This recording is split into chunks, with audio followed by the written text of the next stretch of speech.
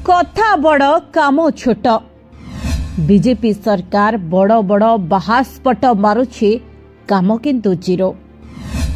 कहितला बिजुली काट हेले तुरंत नियाजिबो एक्शन। दिन राति 24 घंटा बिजुली काट करा जाउछि निया जाउ नाही एक्शन। तेबे बीजेपी सरकार जेउ कथा देउछन्ते ताहा केवल बाहास्पट मारी प्रतिश्रुति देउछन्ते। हाँ दर्शक बंधु, बिजुली काट करागले नियाजिबो एक्शन स्पष्ट करिथिले मंत्री। हेले ग्रामांचल रे एहार छवि पूरा अलगा। राज्य रे हेबनी विद्युत काट। ए कथाटा सुनिले अट्टहास्य परि मने हुए। गृह रे एने उत्तर मध्य रखिथिले मंत्री, किंतु सरकार विद्युत काट बिल जहाकी वर्तमान बढ़िबारे लागिछि, किंतु सेपटे अंधार रे जीवन काटुछन्ते गाँ गहलीर लोके। जदि कौनसी संस्था ऑफिसर विद्युत काट करेंगे तेबे तुरंत नियाजिबो कार्यानुष्ठान।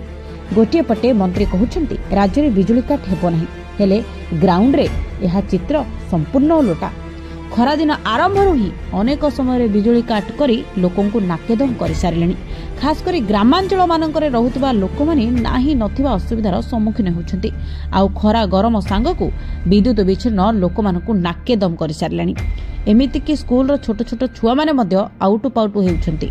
तेबे विद्युत वितरणी संस्था टाटा पावर रो जुलम दिनकु दिन बढ़िबार लागिछि। तेबे सरकार करूची कोन? Bureau report, Odisha info.